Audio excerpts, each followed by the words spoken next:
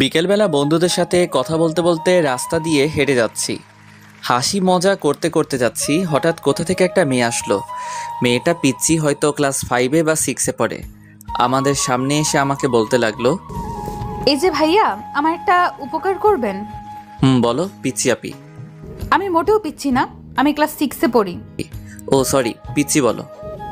আমি আমার বিড়ালটা হারিয়ে ফেলেছি, একটু খুঁজে দেবেন? কি? ভাইয়া প্লিজ, আমি আমার টমকে খুব ভালোবাসি। টমকে? টম হলো আমার বিড়ালের নাম, গাধা একটা। লে হালুয়া, আমি কেমনে জানবো তোমার টমটমের কথা? দেখুন ভাইয়া, আমার টমকে টম টম বলবেন না। আচ্ছা তুমি কি পাগল? আপনাকে আমি... এই বলে আমার হাতে কামড় দিয়ে দৌড়ে চলে গেল।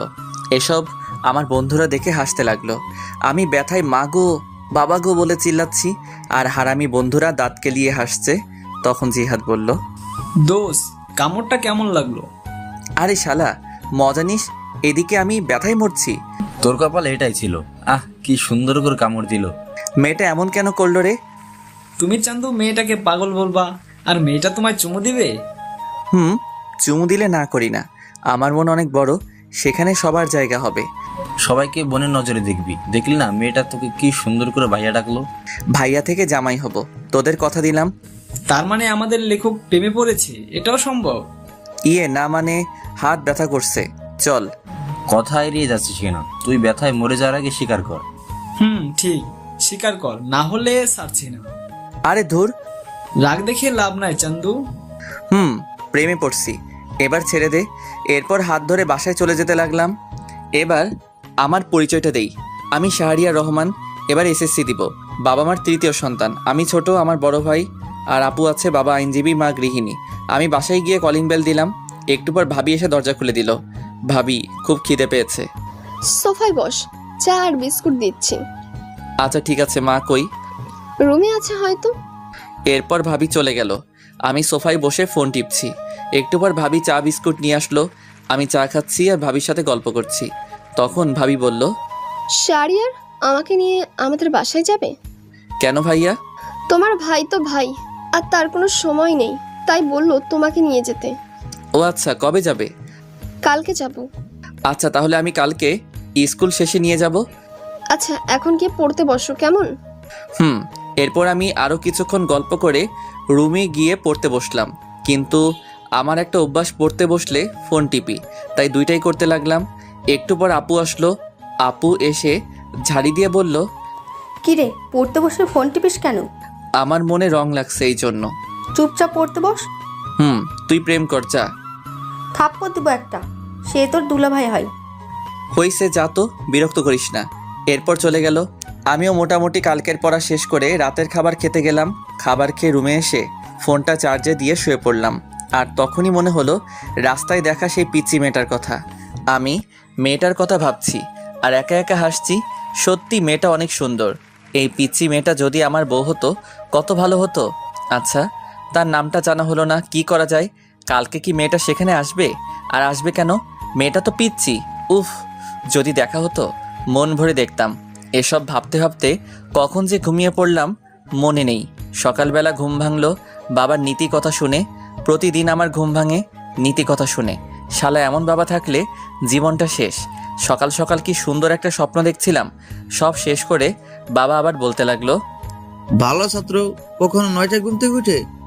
আব্বা চুপ করো তো। তোর ক্লাসমেটটা সারাদিন পড়াশোনা করে আর তুই বনজামি করিস। উফ কি জ্বালা, চুপ করো তো। স্কুলে কি আমি যাব? হ্যাঁ তুমি যাও, ভালো হবে। চুপ, ওঠ। বাবার ঝাড়ি খেয়ে ফ্রেশ হতে চলে গেলাম। ফ্রেশ হয়ে স্কুলের জন্য রেডি হয়ে নিলাম। তারপর গেলাম খাবার খাওয়ার জন্য। খাবার খেয়ে মার কাছ থেকে টাকা নিয়ে সাইকেল চালিয়ে স্কুলে চলে আসলাম। স্কুলে এসে সাইকেল রেখে ক্লাসে গেলাম। ক্লাসে গিয়ে দেখি জিহাদ মেয়েদের সাথে কথা বলছে। আমাকে দেখে আমার কাছে আসলো আর বলল, দোস্ত, আমাকে ওরা একা পেয়ে চর দিছে। কি বলিস, তাই নাকি? রে। ওকে দাঁড়া দেখছি। এরপর আমি ব্যাগ রেখে তাদের কাছে গেলাম। আমি গিয়ে বললাম, কি হলো, জিহাদকে মারছো কেন? তাহলে আমাদের সাথে ফাজলামো করে কেন? কি করছে? আমাদের ব্যাগ দিয়ে বেঞ্চ পরিষ্কার করছে। তাই নাকি? এটা তো একটা ভালো কাজ। এই বলে আমিও তাদের ব্যাগ নিয়ে আমার জায়গা মুছে ব্যাগটা আবার তাদের কাছে ফিরিয়ে দিলাম। তারপর জিহাদকে বললাম, ব্যাগ যদি বাঁচাতে চাস তাহলে ব্যাগ নিয়ে ক্লাস থেকে চলে আয়। আমি হাসতে হাসতে চলে আসলাম বাহিরে, আর তখন দেখি শান্ত আসছে। শান্ত আমাদের দেখে বলল, কিরে কি হয়েছে? আমি সবটা বললাম। সব শুনে শান্ত হাসতে লাগলো, আর জিহাদ বলল, দোস্ত আজকে কাজটা ঠিক হয়েছে। চল ক্লাসে যাই, সময় হয়ে গেছে। চল। এরপর আমরা ক্লাসে চলে আসলাম। ক্লাসে এসে ক্লাস করতে লাগলাম। সবগুলো ক্লাস করে বের হলাম। বের হয়ে তিনজন রাস্তার এক পাশ দিয়ে সাইকেল চালিয়ে যাচ্ছি। হঠাৎ দেখতে পেলাম কালকের মেয়েটিকে। মেয়েটি হেঁটে হেঁটে বাসার দিকে যাচ্ছে হয়তো। আমি মেয়েটির কাছে গিয়ে সাইকেল ব্রেক করলাম, আর মেয়েটি বলল, আপনি কালকের ভাইয়াটা না? কোথায় যাচ্ছ? বাসার দিকে যাচ্ছি, দেখতে পাচ্ছেন না? না, আমি তো কানা। এটাই ঠিক, আপনি কানা। চলো তোমাকে এগিয়ে দেই। না লাগবে না, আপনি যান। আরে চলো তো। মেয়েটিকে এক প্রকার জোর করে সাইকেলে তুললাম। তারপর মেয়েটির সাথে কথা বলতে বলতে সাইকেল চালাতে লাগলাম। আচ্ছা, তোমাকে তো এই এলাকায় আগে দেখিনি। আমার বাবা এই জায়গায় বদলি হয়েছে তাই। ও, তোমার নাম কি? আমার নাম নুসরাত জাহান ঐশী। আপনার? মাশাআল্লাহ, খুব সুন্দর নাম, শাহরিয়া রহমান। আমাকে এখানে নামিয়ে দেন। আমি ঐশীকে নামিয়ে দিলাম আর বললাম, কালকে একই জায়গায় অপেক্ষায় থাকবো, আর বিকালে বের হব। আচ্ছা ঠিক আছে, আমি ছাদে আসবো। আল্লাহ হাফেজ। আল্লাহ হাফেজ। এরপর বিদায় দিয়ে মেয়েটা চলে গেল। আমি ঐশীর যাওয়ার দিকে চেয়ে আছি। হঠাৎ আমাকে শান্ত ধাক্কা দিয়ে বলল, এই যে লেখক চলে গেছে, এবার বাসার দিকে যাওয়া যাক। চলো। এরপর আমি বাসার দিকে যেতে লাগলাম, আর যেতে যেতে জিহাদ বলল, এত তাড়াতাড়ি সবকিছু কেমনে সম্ভব? আর এসব বাদ দে। কেন বাদ দিবে কেন? তুই প্রেম করবি, আমরা কি করবো? তোরা বসে বসে দেখবি। আগে আমাদের সেটিংটা করিয়ে দে, না হলে তোর প্রেমে ভেজাল লাগামু। দিবনি। জিহাদ, তোর জন্য ক্লাসের ওই বজ্জাত মেয়ে লাবিবা ঠিক আছে? ঠিক আছে। ওর সাথে রিলেশন করলে দিনে কয়টা যে চর খামু হিসাব নাই। এটাই আমি চাচ্ছি। এসব কথা বলতে বলতে বাসায় চলে আসলাম।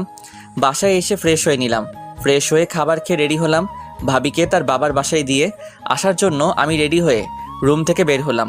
ও মা, সোফায় তাকিয়ে দেখি ভাবি ব্যাগ নিয়ে বসে আছে। আমি অবাক হলাম, কারণ ভাবির রেডি হওয়া এত তাড়াতাড়ি কেমনে? হয়তো বাবার বাসা অনেকদিন পর যাবে, তাই হয়তো। এসব ভেবে ভাবির কাছে গেলাম। ভাবির কাছে যেতেই আমার হাতে বাইকের চাবি দিয়ে বলল, বাইক বের করো। তারপর মাকে বললাম, টাকা দাও। টাকা লাগবে না, তোর বাবার কাছে দিয়েছি। আরে আমাকে দাও। দরকার নাই। লে বাবা, বেড়াতে যাচ্ছি টাকা ছাড়া। তোর বাবার কাছে দিয়েছি। আরে শাড়িয়ার চলো তো। কিন্তু কথাটা শেষ করতে পারলাম না। ভাবি টেনে বাহিরে নিয়ে আসলো। আমি এরপর বাইক বের করলাম। তারপর ভাবির সামনে গেলাম। ভাবি উঠে বসলো, আর উঠে আমার কাঁধে হাত রাখলো। আমি ভাবিকে নিজের বোনের মতো মনে করি। তারপর বাইক চালাতে লাগলাম। উদ্দেশ্য ভাবির বাসা। বাইক চালাচ্ছি, হঠাৎ করে বাইকের তেল শেষ হয়ে গেল। তারপর আর কি, বাইক কিছু দূর হাঁটিয়ে তেল ভরলাম, তবে টাকা ভাবি দিয়েছে। তারপর আবার চলতে শুরু করলাম। ভাবির বাসায় যেতে প্রায় বিকাল হয়ে গেল। তারপর গিয়ে আন্টি আঙ্কেলকে সালাম দিয়ে ভিতরে গেলাম। ভাবির একটা ছোট ভাই আছে আমার বয়সী, তার নাম আবির। গিয়ে দেখি শুয়ে শুয়ে ও ফোন টিপছে। আমাকে দেখেই বলল, কিরে কি খবর? আলহামদুলিল্লাহ ভালো, তোর? চলছে কোনো মতে। তা প্রেম কয়টা করিস? বেশি না, মাত্র 3টা। তুই আর ভালো হবি না? একটা মেয়ে যদি 4-5টা রিলেশন করতে পারে, আমি কেন পারবো না বল? কথায় যুক্তি আছে। এভাবে আবিরের সাথে আড্ডা দিতে লাগলাম। আড্ডা দিতে দিতে হঠাৎ মনে হলো আমার পিচ্চিটার কথা। আজকে বিকালে যাওয়ার কথা ছিল, কিন্তু দূর, মনে ছিল না কি যে করি। আর আজকে বাসায় না গেলে কালকে স্কুল মিস হবে। স্কুল মিস হলে তো পিচ্চিটাকে দেখতে পারবো না। তাই আমি ভাবির কাছে চলে আসলাম, আর এসে ভাবিকে বললাম, ভাবি আমি চলে যাচ্ছি। আজকে যেতে হবে না, আজকে থাকবে, প্রায় সন্ধ্যা হয়ে এলো। আরে কালকে স্কুল আছে, আর না গেলে স্যার বকা দিবে। যেদিন স্কুল পলাশ তখন? মানে তবুও যেতে হবে। এরপর ভাবিকে বুঝিয়ে আন্টি আঙ্কেল থেকে বিদায় নিয়ে চলে আসলাম। একা একা বাইক চালাচ্ছি আর হেডফোন দিয়ে গান শুনছি। বাসায় আসতে আসতে প্রায় রাত 7টা বেজে গেল। আমি বাইক রেখে কলিং বেল দিলাম, আর একটু পর মা এসে দরজা খুলে দিল, আর আমাকে দেখে অবাক হয়ে বলল, কিরে চলে আসলি কেন? কালকে স্কুল আছে। বাহ, বেশ পরিবর্তন হয়েছিস। পরিবর্তন কি আর এমনি হয়েছি মা? বিড়বিড় করে কি বলছিস? কই কিছু না, আমি রুমে যাচ্ছি, চা দিয়ে যেও। এই বলে রুমে চলে আসলাম। রুমে এসে ফ্রেশ হয়ে পড়তে বসলাম। একটু পর মা চা নিয়ে আসলো, আর আমি বললাম, আচ্ছা মা, আপু কি সারাদিন কথা বলে দুলাভাইয়ের সাথে? কি করবে এছাড়া? ওর এই সময়ে জামাইটাও বিদেশে, তাই কথা বলে। জামাই বিদেশে বলে সারাদিন কথা বলতে হয়? ও তুই বুঝবি না, পড়তে বস। এই বলে মা চলে গেল। ও, আপনাদের বলা হয় নাই, আপুর বিয়ে হয়েছে 1 বছর, আর আপুর বিয়ের 6 মাস পর দুলাভাই বিদেশে চলে যায়, আর আপু এখন প্রেগনেন্ট, তাই এরকমটা বললাম। আমি চা খাচ্ছি আর ফোন টিপছি।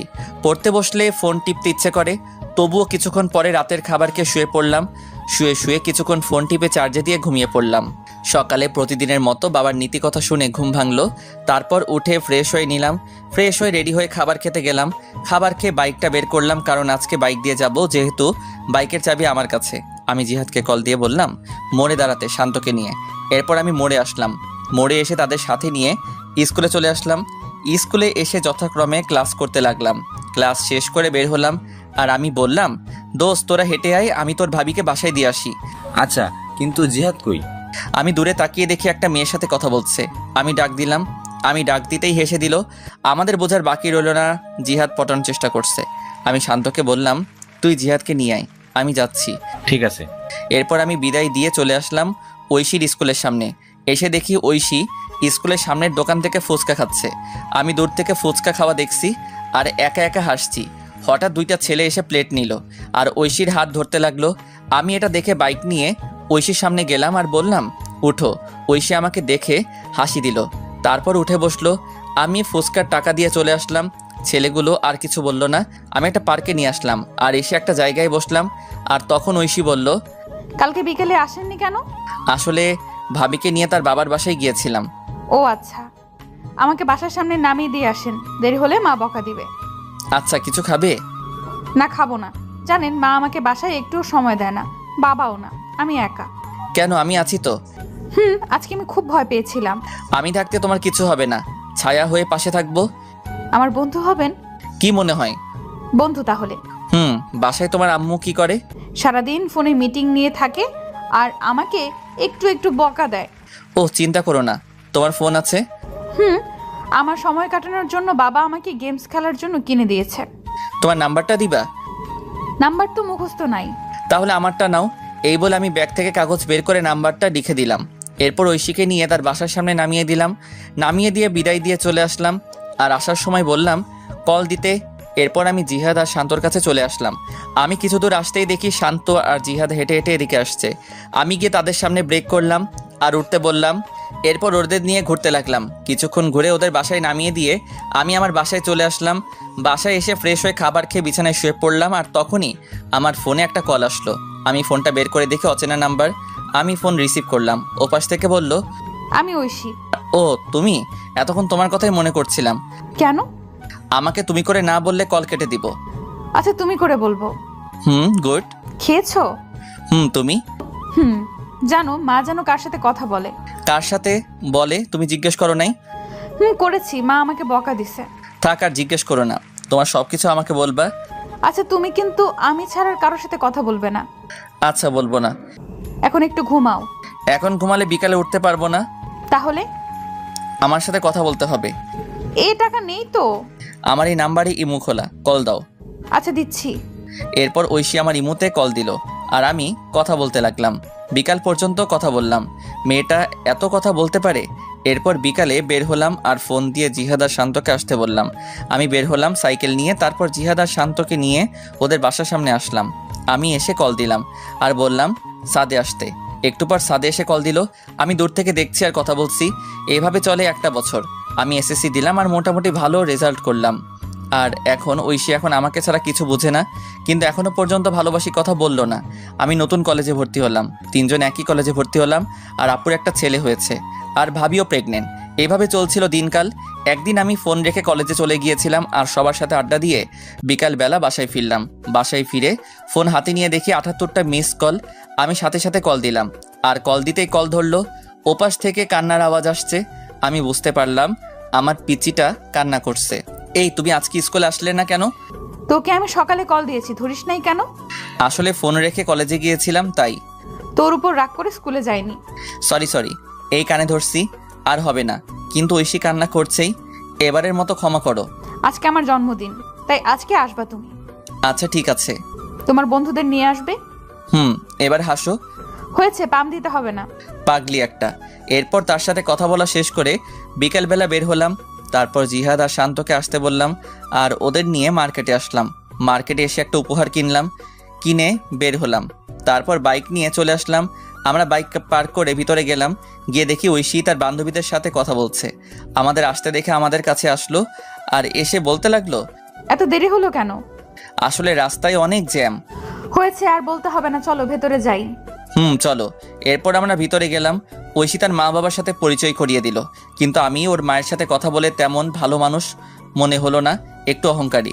ওর বাবা অনেক ভালো মানুষ, আমাদের সাথে বেশ আড্ডা দিতে লাগলো। এইভাবে চলে গেল বেশ কিছুক্ষণ। তারপর কেক কাটা হলো। কেক কাটার পর ঐশী সবাইকে কেক খাইয়ে দিল। যখন আমার কাছে আসলো তখন কানের কাছে এসে বলল, এখন কেক খান, পরে আপনার কপালে মায়ের আছে, সকালেরটা ভুলিনি। না মানে। এরপর ঐশী আমাকে কেক খাইয়ে দিল, তারপর চলে গেল। তারপর আমরা খাওয়া দাওয়া করলাম, সবাই চলে যেতে লাগলো বিদায় দিয়ে। তাই আমরাও চলে যাওয়ার জন্য আঙ্কেলের কাছ থেকে বিদায় দিলাম। বিদায় দিয়ে ঐশীর কাছে আসলাম। ঐশীর কাছে এসে বললাম, যাচ্ছি তাহলে। তখন আমাকে একটা নীরব জায়গায় টেনে নিয়ে আসলো আর এসে আমাকে কিল ঘুষি মারতে লাগলো। আমি এসব কাণ্ড দেখে একা একা হাসছি। আর কোনো দিন যদি দেখি আমার সাথে এমন করতে। আর করব না, এবার খুশি? খুশি, সাবধানে যেও। এরপর বিদায় দিয়ে চলে আসলাম। আমি জিহাদ আর শান্তকে তাদের বাসায় নামিয়ে দিয়ে আমি আমার বাসায় চলে আসলাম। বাসায় এসে ফ্রেশ হয়ে পড়তে বসলাম। পড়ছি তখনই ঐশী কল দিল। আমি ফোনটা রিসিভ করলাম। আসসালামু আলাইকুম। ওয়ালাইকুম আসসালাম। কি করো? এই তো পড়ছি, তুমি? আমিও পড়তে বসলাম। শোনো না। বলো। আমি না একজনকে ভালোবাসি। সাথে সাথে মনটা খারাপ হয়ে গেল, হাসি মুখটা মলিন হয়ে গেল। তখন আমি বললাম, ও ভালো তো। তুমি কালকে ওই জায়গায় আসবে। কলেজ শেষ করে সময় পেলে আসবো। আসতে হবে। আর শাড়িটা কিন্তু খুব সুন্দর হয়েছে। ধন্যবাদ। কালকে স্কুলে যাব না, বুঝলে? আচ্ছা ঠিক আছে। এরপর আরও কিছু কথা বলে ফোনটা রেখে দিলাম আর বলতে লাগলাম, আমি যে তোমায় বড্ড বেশি ভালোবাসি, কেন বুঝতে পারো না? আমার চোখের সামনে অন্য কারো হাত ধরে বলবে এটা আমার ভালোবাসার মানুষ। কালকে এই দৃশ্য আমার জন্য অপেক্ষা করছে না, আমি পারবো না তোমায় ছাড়া থাকতে। এই বলে নিজের হাত কেটে ফেললাম। নিজের হাত থেকে যতটা না ব্যথা অনুভব হচ্ছে তার চেয়ে বেশি কষ্ট হয়েছিল। মনে হচ্ছিল এখনই যদি মারা যেতাম হয়তো সব কিছু ঠিক হতো, এটাই ভালো হতো। হঠাৎ মনে হলো কেউ আসছে আমার রুমে। আমি তাড়াতাড়ি করে রুম থেকে ব্যান্ডেজ নিয়ে ওয়াশরুমে চলে গেলাম। ওয়াশরুমে গিয়ে ব্যান্ডেজ করে বের হলাম। বের হতেই আমাকে মা বলতে লাগলো, কি রে, তোর হাতে কি হয়েছে? আসলে পড়ে গেছিলাম তো তাই। দেখে চলবি না, কি যে করিস। মা কিছু হবে না, তুমি যাও, আর আমি খেয়ে আসছি। খাবো না? আচ্ছা। এরপর মা চলে গেল। আমি বিছানায় শুয়ে পড়লাম। শুয়ে শুয়ে ঐশীর কথা ভাবছি। মেয়েটা কি সত্যি আমাকে ছেড়ে চলে যাবে? তাকে ছাড়া কি করে থাকবো? এসব ভাবতে ভাবতে কখন যে ঘুমিয়ে পড়লাম মনে নেই। সকালবেলা ঘুম থেকে উঠে ফ্রেশ হয়ে রেডি হয়ে নিলাম। তারপর অল্প খাবার খেয়ে কলেজে চলে আসলাম। আসলে সব কিছু করছি আগের মতো, কিন্তু ওই যে মন ভালো না থাকলে কিছু ভালো লাগে না। কলেজে গিয়ে চুপচাপ বসে আছি আর সবার সাথে হাসি মুখে কথা বলছি। এভাবে কলেজের ক্লাস শেষ করে বন্ধুদের সাথে করে নিয়ে সেই জায়গায় চলে আসলাম। আসতে অনেকটা দেরি হয়েছে। আমি এসে দেখি একটা পিচ্চি মেয়ে শাড়ি পরে বসে আছে। আমি ভালো করে দেখলাম এটা আমারই পিচ্চি। পাগলিটাকে আজ খুব সুন্দর লাগছে। কাজল কালো দুটি চোখ, পাতলা দুটি ঠোঁটে হালকা লিপস্টিক আর হাতে কাচের চুড়ি, দেখতে বউ বউ লাগছে। আমি কাছে গেলাম। আমি যেতেই আমার থেকে মুখ ঘুরিয়ে বসে পড়ল। এসব আমার বন্ধুরা দেখে হাসতে হাসতে অন্য পাশে চলে গেল। আমি ঐশীর সামনে গিয়ে বললাম, এই কলেজে ক্লাস ছিল। তোর হাতে কি হয়েছে? হাতে ব্যান্ডেজ কেন? মানে কেটে গেছে। আমার তো কাটা মনে হচ্ছে না, অন্য কিছু মনে হচ্ছে। আরে বাদ দাও, তোমার ভালোবাসার মানুষটা কই? কুত্তা, তুই বুঝতে পারিস না আমি তোকে ভালোবাসি? এই বলে আমাকে জড়িয়ে ধরলো শক্ত করে। আমিও শক্ত করে জড়িয়ে ধরলাম। আমি জানি তুমি আমার জন্য পাগলামি করছো। তুমি কি করে বুঝতে পারলে? হার্টে কানেক্টেড, বুঝলে? বুঝতে পারছি, এবার ছাড়ো। না, আর একটু। এটা পার্ক কিন্তু। তখন জিহাদ বলতে লাগলো, সবাই ফ্রিতে সিনেমা দেখছে। আমি কথাটা শুনে ছেড়ে দিলাম। আর ঐশী বলল, আমার চকলেট কই? মনে নেই, কি? যাওয়ার সময় কিনে দিব। এবার খুশি? এবার চলো একটু ঘুরবো। এরপর জিহাদ আর শান্ত চলে গেল। তাদের নাকি বাসায় কাজ আছে। আমি ঐশীকে নিয়ে বিকাল পর্যন্ত ঘুরে তাকে একটা রিকশায় তুলে দিয়ে বাসায় চলে আসলাম। বাসায় এসে আপু ঝাড়ি দিতে শুরু করলো। কলেজ কি মাত্র শেষ হলো? আড্ডা দিছি। এত আড্ডা কিসের? আমি কোনো কথা না বলে রুমে গিয়ে ফ্রেশ হয়ে নিলাম। তারপর মাকে বললাম খাবার দিতে। এরপর আমি খাবার খেয়ে ছাদে এসে ঐশীকে কল দিলাম। কল হতেই কল ধরলো। আমি ঐশীর সাথে কথা বলতে লাগলাম। এইভাবে চলছিল আমাদের দুষ্টু মিষ্টি ভালোবাসা। 2 বছর পর আমি ইন্টার পরীক্ষা দিয়ে বেকার বসে আছি, আর ওদিকে ঐশী এবার ক্লাস 9-এ উঠেছে। তাই সারাদিন ঐশীর সাথে কথা বলি। একদিন রাতে ঘুমিয়ে আছি, হঠাৎ আমার ফোনে কল আসলো। আমি ফোনটা হাতে নিয়ে দেখে ঐশী ফোন দিয়েছে। আমি ঘুম ঘুম চোখে রিসিভ করলাম। রিসিভ করতেই ওপাশ থেকে কান্নার শব্দ ভেসে আসলো। আমি কান্নার শব্দ পেয়ে বিছানা থেকে উঠে বসলাম আর বলতে লাগলাম, এই কান্না করছো কেন? আমাকে বাঁচাও, আমার মা বাবা আমাকে মেরে ফেলবে। মানে কি বলো? তুমি এখন কোথায়? আমি এখন এই জায়গায় লুকিয়ে বসে আছি, বাবা মা আমাকে খুঁজছে। আমি এখনই আসছি। এই বলে আমি ফোন কেটে দিয়ে রেডি হয়ে সাইকেল নিয়ে চলে আসলাম। এসে সেই জায়গায় আসলাম, আর আমাকে দেখে ঐশী আমার সাইকেলে উঠে বসলো আর বলতে লাগলো, তাড়াতাড়ি চলো। আমি তাড়াতাড়ি সাইকেল চালাতে লাগলাম। তখন একবার পিছনে তাকিয়ে দেখি একটা গাড়ি জোরে আমাদের দিকে আসতে লাগলো। আর তখন ঐশী বলতে লাগলো, এই তারা এসে পড়লো, তাড়াতাড়ি যাও। আমি সাইকেল জোরে চালাতে লাগলাম আর সোজা স্টেশনে আসলাম। দেখি একটা ট্রেন ছেড়ে যাচ্ছে। আমি সাইকেল থেকে নেমে ঐশীকে নিয়ে চলন্ত ট্রেনে উঠে পড়লাম। আর তাকিয়ে দেখি ঐশীর বাবা মা গাড়ি থেকে নেমে বলতে লাগলো, দেখ মেয়েটা চলে গেল, এবার সবকিছু পুলিশকে না বললেই হয়। এদিকে আমি ট্রেনে উঠে হাঁপাতে লাগলাম আর ঐশীও হাঁপাতে লাগলো।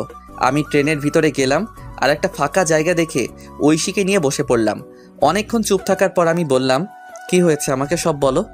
শুরু তাহলে। বাবা মা রাতের বেলায় আলোচনা করছিল। আমি তোমার সাথে কথা বলে পানি খাওয়ার জন্য টেবিলে আসলাম। তারপর পানি খেয়ে যখন বাবা মায়ের রুমের সামনে দিয়ে যাচ্ছিলাম, তখন কিছু কথা কানে আসে। কথাগুলো এমন ছিল, ওরা নাকি আমার কাকা কাকি। আমার যখন 1 বছর ছিল তখন নাকি আমার বাবা মা মারা যায় অ্যাক্সিডেন্টে। আর আমার বাবার সব সম্পত্তি আমার নামে হওয়ায় আমার কাকা কাকি আমাকে লালন পালন করছে। আর কালকে নাকি আমাকে জোর করে দলিলে সাইন করাবে, আর সাইন না করলে মেরে ফেলতে পারে। পরে আমি এসব শুনে ফোন নিয়ে আর ব্যাগ গুছিয়ে লুকিয়ে বাইরে এসে তোমাকে কল দিলাম। ও আচ্ছা, কিন্তু আমি তো কিছু নিয়ে আসি নাই, আর এখন তো তোমাকে নিয়ে চিন্তা হচ্ছে। আমার বাসা থেকে 10,000 টাকা আর কিছু আমার অলংকার নিয়ে আসছি। তার মানে আমরা পালিয়ে যাচ্ছি? যেটা মনে করো। আচ্ছা, কি আর করার। তখনই একটা লোক এসে ট্রেনের টিকিট দেখতে চাইলো, কিন্তু আমাদের কাছে তো টিকিট নেই, তাই ভাড়া দিলাম আর সাথে জরিমানাও দিলাম। এরপর লোকটা আমাদের হাতে টিকিট দিয়ে চলে গেল আর বলে গেল কেউ আসলে এটা দেখাতে। আমিও বিদায় দিলাম। আমি টিকিট দেখে দেখি এটা রাজশাহী যাওয়ার টিকিট, তার মানে আমরা রাজশাহী যাচ্ছি। তখনই ঐশী বলল, এই খুব ঘুম পাচ্ছে। ঘুমাও। ঐশী আমাকে জড়িয়ে ধরে ঘুমিয়ে পড়লো। আমিও কখন যে ঘুমিয়ে পড়লাম মনে নেই। ঘুম ভাঙলো ঐশীর ডাকে, এই আমরা চলে আসছি, ওঠো। তারপর আমরা ট্রেন থেকে নেমে কোথায় যাব কিছু বুঝতে পারছি না। আগে একটা বাসা ঠিক করা দরকার। তারপর স্টেশন থেকে বেরিয়ে এক পাশ দিয়ে হাঁটতে লাগলাম। হঠাৎ চোখ পড়লো একটা লিফলেটের উপর লেখা বাসা ভাড়া দেওয়া হবে। আমি লিফলেটের নিচে থাকা নাম্বারে কল দিলাম। কিছুক্ষণ কল হতেই কল ধরলো। আসসালামু আলাইকুম। ওয়ালাইকুম আসসালাম। জি, বাসা ভাড়ার জন্য ফোন দিলাম। ও, বিবাহিত ছাড়া ভাড়া দেওয়া হয় না? জি, আমরা বিবাহিত। তাহলে এখন তো সকাল 7টা বাজে, আপনি 10টায় আসেন আর সাথে করে বিয়ের কাবিননামা নিয়ে আসবেন। জি আচ্ছা, ধন্যবাদ আপনাকে। এরপর ফোন কেটে দিলাম। ফোন কেটে দিয়ে ঐশীকে বললাম বিয়ে করা লাগবে। চলো কাজী অফিসে। আরে সাক্ষী লাগবে না, টাকা দিলে সব হয়, চলো তো। এরপর একজনকে জিজ্ঞেস করে কাজী অফিসের দিকে যেতে লাগলাম। তারপর পৌঁছে গেলাম। গিয়ে দেখি আমাদের মতো আরও এক কাপল বিয়ে করার জন্য আসছে। আমাদের দেখে ওখানের ছেলে বলল, ভাই কি বিয়ে করবেন? ভাই কেন? আপনি আমার বিয়ের সাক্ষী হয়ে যান আর আমি আপনারটা। আচ্ছা। কাজীকে বুঝতে দেবেন না আমাদের মধ্যে পরিচয় নেই, না হলে বেশি টাকা চাইবে। ওকে। এরপর আমরা ভিতরে গেলাম। ভিতরে গিয়ে একে একে বিয়েটা সেরে ফেললাম। বিয়ে শেষ করে প্রমাণস্বরূপ ফোনে পিক তুলে নিলাম। তারপর বিদায় দিয়ে আমরা আমাদের মতো চলে আসলাম। আর তখন ঐশী বলল, এই খুব খিদে পেয়েছে। আমারও খুব খিদে পেয়েছে, চলো আমরা একটা রেস্টুরেন্টে আসলাম আর সকালে নাস্তা করে সেই লোকের দেওয়া ঠিকানায় চলে আসলাম। আর এসে লোকটাকে আবার কল দিলাম, আঙ্কেল আমি আপনার বাসার সামনে দাঁড়িয়ে আছি। আচ্ছা দাঁড়াও, আসছি। একটু পর একটা লোক আসলো। চলো তোমাদের রুমটা দেখাই। এরপর লোকটা আমাদের রুম দেখাতে লাগলো আর বলল, ভাড়া 3000 টাকা সব মিলিয়ে। ও আচ্ছা, তা আঙ্কেল আমরা আজকে উঠবো। আচ্ছা সমস্যা নেই। আমি আঙ্কেলকে 2000 টাকা দিয়ে দিলাম। উনি বেশ খুশি হলো। তারপর আমার হাতে চাবি দিয়ে চলে গেল। আমি আর ঐশী মিলে রুমটা পরিষ্কার করতে লাগলাম। আর ঐশী বলল, এই তুমি বাজারে যাও আর এই জিনিসগুলো নিয়ে আসো। টাকা কত আছে? আছে 5000 টাকা। এগুলোতে হবে? শোনো, বাজার করবা আর রান্না করার জন্য হাঁড়ি পাতিল আর 2টা প্লেট আর বিছানার জিনিসপত্র যা যা লাগে নিয়ে আসবে। ফ্লোরে বিছানা করবা, তাহলে চকির টাকাটা সেভ হবে। যাও তুমি। এরপর আমি একটা কাগজে লিখে চলে আসলাম বাজারে। এসে সব কিছু কিনতে লাগলাম আর আমার জন্য কিছু মার্কেট করলাম বাসায় পরার জন্য। ঐশীর কাপড় নিয়ে আসছে, তাই তার জন্য করতে হলো না। এসব কিনে বাসায় আসতে দুপুর হয়ে গেল। দুপুরে বাসায় এসে আমি সব কিছু গোছাতে লাগলাম আর ঐশী রান্না করতে গেল। আমি জানি ঐশী তেমন কোনো রান্না পারে না, পিচ্ছি একটা মেয়ে, মাত্র ক্লাস 9-এ উঠলো। আমি সব কিছু গুছিয়ে রান্নাঘরে গেলাম। গিয়ে দেখি পাগলিটা আমার জন্য ডিম ভাজি করছে। আমি গিয়ে পিছন থেকে জড়িয়ে ধরলাম আর ঐশী বলল, এই যে এখন গোসল করে আসো, তারপর খাবার খাবে। কি ডিম ভাজি করেছো? আসলে আমি ডিম ভাজি ছাড়া আর কিছুই পারি না। দূর পাগলি, আমার সমস্যা হবে না। তারপর গোসল করতে গেলাম। গোসল শেষ করে বের হয়ে দেখি পাগলিটা আমার জন্য খাবার নিয়ে বসে আছে। আমিও গিয়ে বসে পড়লাম। খাইয়ে দাও। তুমি পিচ্ছি যে খাইয়ে দেব? আমি পিচ্ছি, আমাকে খাইয়ে দাও। ও তাই? এরপর আমি ঐশীকে খাইয়ে দিতে লাগলাম। ঐশীও আমাকে খাইয়ে দিতে লাগলো। খাওয়া দাওয়া শেষ করে বিছানায় শুয়ে পড়লাম। আমি শুয়ে শুয়ে ভাবছি আমাকে কোনো কাজ করতে হবে, যেভাবে হোক। তখনই ঐশী আসলো, সোজা আমার বুকে এসে বলল, এই আমার না পড়াশোনা করে ডাক্তার হতে ইচ্ছে করে। ঠিক আছে, আমি তোমার স্বপ্ন পূরণ করব ইনশাল্লাহ। এবার চুপ করে ঘুমিয়ে পড়ো। মাথায় হাত বুলিয়ে দাও। আচ্ছা, এবার তো ঘুমাও। এরপর ঐশী আমাকে মাথায় হাত বুলিয়ে দিতে লাগলো। আমি কখন যে ঘুমিয়ে পড়লাম মনে নেই। যখন ঘুম ভাঙলো তখন দেখি পাগলিটা আমাকে জড়িয়ে ধরে ঘুমিয়ে আছে। আমি ডাক দিলাম না। ঠোঁটের উপর চুলগুলো এসে দোলা দিচ্ছে। আমি আর লোভ সামলাতে পারলাম না, দখল করে নিলাম ঐশীর ঠোঁটগুলো। একসময় ঐশীও আমাকে রেসপন্স দিতে লাগলো। আমি তার রেসপন্স পেয়ে পাগলের মতো চুমু দিতে লাগলাম। আমি পাগলের মতো আদর করেই যাচ্ছি, কিন্তু একসময় মনে হলো কাজটা ঠিক হচ্ছে না। ঐশী এখনো ছোট, তাকে এই সময় এটা করা ভালো হচ্ছে না। আমি আদর করা বাদ দিয়ে শক্ত করে জড়িয়ে ধরলাম। আর আমার এসব অবস্থা দেখে ঐশী বলল, এই কি হলো? এটা ঠিক হচ্ছে না। কেন? আমি তোমার বিয়ে করা বউ।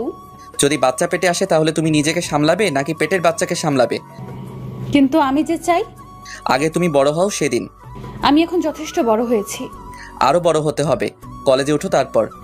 এতদিন পারবা না থাকতে? চুপ। আর একটা ওর কথা না, আমি বাহিরে যাব। কেন? কালকে তোমার স্কুলে ভর্তি করতে যাব আর কাজ খুঁজতে।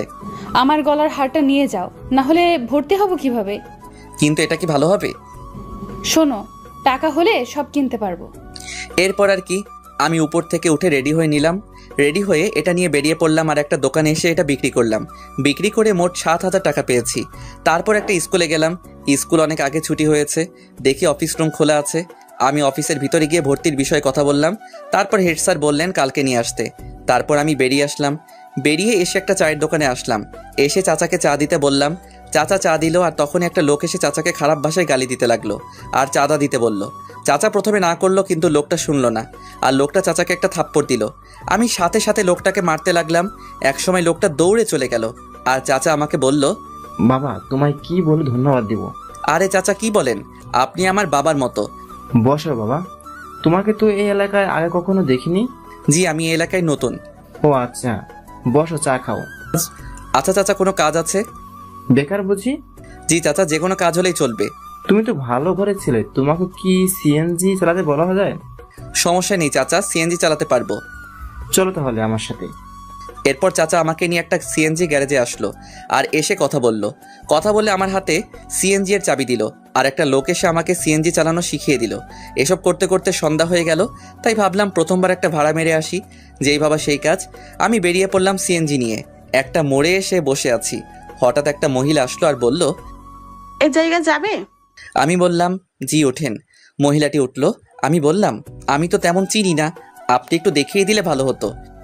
ওকে, সমস্যা নেই। এরপর মহিলাটা আমাকে রাস্তা দেখিয়ে দিল। আমি মহিলাটির জায়গায় নামিয়ে দিলাম। তারপর মহিলাটি আমাকে 100 টাকা দিল। আন্টি, আমি তো ভাড়া জানি না। আরে ভাড়া 80 টাকা, আর তুমি 100 টাকা রেখে দাও। না আন্টি, আমার কাছে 20 টাকা আছে, নিন। এই বলে আমি 20 টাকা দিয়ে চলে আসলাম।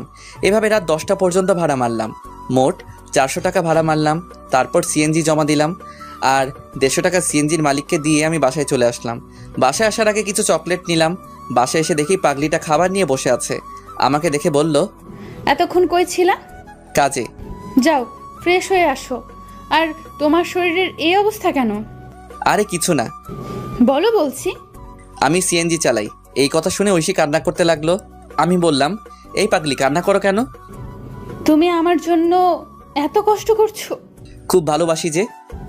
আমিও খুব ভালোবাসি পাগল। আমি ফ্রেশ হয়ে আসি পাগলি, এত কান্না করে না। যাও। এরপর আমি ফ্রেশ হতে গেলাম।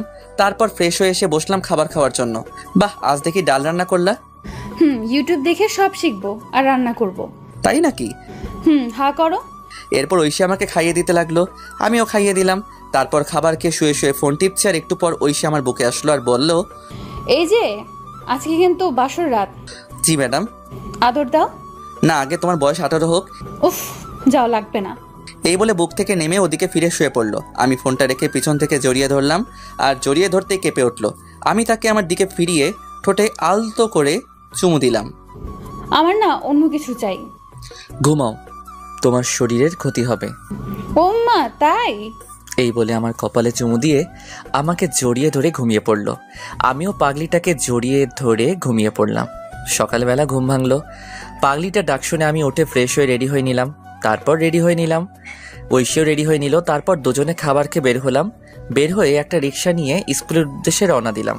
কিছুক্ষণ পর স্কুলে পৌঁছে গেলাম। তারপর স্কুলে ঐশীকে ভর্তি করে দিলাম। ঐশীকে স্কুলে ভর্তি করে বিদায় দিয়ে চলে আসলাম। আর আসার সময় বলে আসলাম আমি নিতে আসবো। তারপর আমি এসে সিএনজি নিয়ে বের হলাম। একটা কলেজের সামনে আসলাম।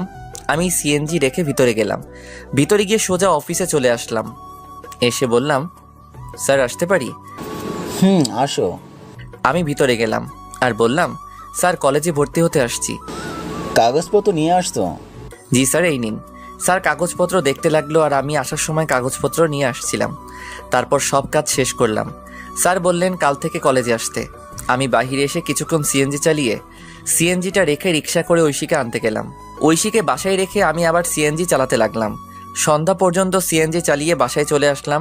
বাসায় এসে ফ্রেশ হয়ে ঐশীকে বললাম কফি দিতে। আমি বিছানায় বসে পড়তে লাগলাম। ঐশী একটু পর কফি নিয়ে আসলো। আমি বললাম, নতুন স্কুল কেমন লাগলো? অনেক ভালো লাগছে, 2টা বান্ধবী পেয়েছি। ও আচ্ছা, এখন পড়তে বসো। তুমি কলেজে ভর্তি হয়েছো? কালকে থেকে কলেজে যাব। আচ্ছা। এরপর আমি পড়তে লাগলাম আর ঐশীও পড়তে লাগলো। পড়াশোনা শেষ করে খাবার খেয়ে ঘুমিয়ে পড়লাম। সকালে উঠে আমি ঐশীকে স্কুলে দিয়ে আমি কলেজে চলে আসলাম। কলেজে এসে একজনকে জিজ্ঞেস করে ক্লাসে গেলাম। ক্লাসে পিছনের বেঞ্চে বসে আছি। হঠাৎ একটা ছেলে আসলো আর আমার সাথে বসে পড়লো আর আমাকে বলল, হাই, আমি সাকিব, আমরা কি বন্ধু হতে পারি? হাই, আমি শাহরিয়ার রহমান। কিন্তু তোমার সাথে আমার কি মিলে? আরে বন্ধু কি পোশাক দেখে হয়? তবু আজকের যে সমাজ। আরে বাদ দাও, আজ থেকে আমরা তুমি করে বলবো। আচ্ছা। এরপর সাকিবের সাথে আড্ডা দিতে লাগলাম। একটু পর স্যার আসলেন। আমরা ক্লাস করতে লাগলাম। ক্লাস শেষ করে সাকিবকে নিয়ে বাহিরে আসলাম। আড্ডা দিয়ে চলো। না রে, বাসায় কাজ আছে। আচ্ছা যা তাহলে। ওকে। তারপর আমি চলে আসলাম। ঐশীর স্কুলে এসে দেখি আমার জন্য বসে আছে। আমি যেতেই মুখ ঘুরিয়ে বসলো আর আমি গিয়ে পাশে বসলাম। এই যে সরি, ক্লাসে ছিলাম। তাই বলে এত দেরি? আচ্ছা, আর হবে না, এবার চলো। ফুচকা খাবো। আচ্ছা চলো। এরপর ঐশীকে নিয়ে একটা ফুচকার দোকানে আসলাম। এসে দুজন মিলে ফুচকা খেলাম। তারপর রিক্সা নিয়ে বাসায় চলে আসলাম। বাসায় এসে ফ্রেশ হয়ে খাওয়া দাওয়া করে বের হয়ে পড়লাম। আমি এসে সিএনজি চালাতে লাগলাম। রাত 10টা পর্যন্ত সিএনজি চালিয়ে বাসায় চলে আসলাম। এইভাবে দিনগুলো বেশ ভালো কাটছিল। অনেক দিন পর একদিন আমি সন্ধ্যায় সিএনজি চালাচ্ছি। হঠাৎ দেখি সাকিব রাস্তায় সিএনজি দেখে দাঁড়াতে বলল। আমি মুখটা ঢাকলাম। তারপর আমি দাঁড়ালাম আর সাকিব উঠে পড়ল। ওই জায়গায় যাও। আমি গাড়ি চালাতে লাগলাম। একসময় মুখ থেকে কাপড়টা সরে যায়। আর সাকিব দেখে ফেলে আর বলে গাড়ি থামাতে। আমি গাড়ি দাঁড় করালাম। তুই সিএনজি চালাস, আমাকে বলিস নাই? কি করব, কোনো চাকরি নেই। ধর বেটা, একবার আমাকে বলতি তুই। চুপ করে আছি। তুই কালকে এই জায়গায় যাবি, চাকরি হয়ে যাবে। কিন্তু কলেজ? কলেজের সব নোট আমি দিব, চিন্তা করিস না। আর তোর নাম্বার দে। আচ্ছা। এরপর আমি আমার নাম্বারটা দিলাম আর বিদায় দিয়ে চলে আসলাম। আমি তবুও রাত 10টা পর্যন্ত সিএনজি চালিয়ে বাসায় চলে আসলাম। বাসায় এসে ফ্রেশ হয়ে ঐশীর কাছে গেলাম। দেখি রান্নাঘরে কাজ করছে। আমি ঐশীকে পিছন থেকে জড়িয়ে ধরে বললাম, এই কি করো? এই তো কাজ করি। খিদে পেয়েছে? যাও বসো, আমি আসছি। আচ্ছা। আমি বসে আছি, একটু পর ঐশী খাবার নিয়ে আসলো। আমি ঐশীকে খাইয়ে দিলাম আর সেও আমাকে খাবার খাইয়ে দিল। তারপর খাবার খেয়ে বিছানায় শুয়ে পড়লাম। শুয়ে শুয়ে ভাবছি চাকরিটা যদি হয় তাহলে একটু ভালো করে চলতে পারবো। প্রতিদিন এত কষ্ট আর ভালো লাগে না। তখনই ঐশী আমার কাছে আসলো। এই আমি কিন্তু এখন টেনে পড়ি, অনেক বড় হয়েছি। বুঝতে পারছি। বিয়ের তো প্রায় 1 বছর হলো, এখনো কাছে পেলাম না। তোমার স্বপ্ন পূরণ করতে হলে যে একটু কষ্ট করতে হবে। লাগবে না, আমার স্বপ্ন না, তুমি ডাক্তার হবা, এটাই শেষ।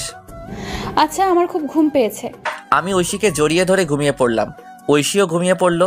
সকালবেলা উঠে ফ্রেশ হয়ে রেডি হয়ে নিলাম। তারপর কাগজপত্র নিয়ে ঐশীকে স্কুলে নামিয়ে দিয়ে আমি অফিসে চলে আসলাম। আর আসার সময় বলে আসলাম চলে যেতে। আমি সাকিবের দেওয়া সেই ঠিকানায় চলে আসলাম।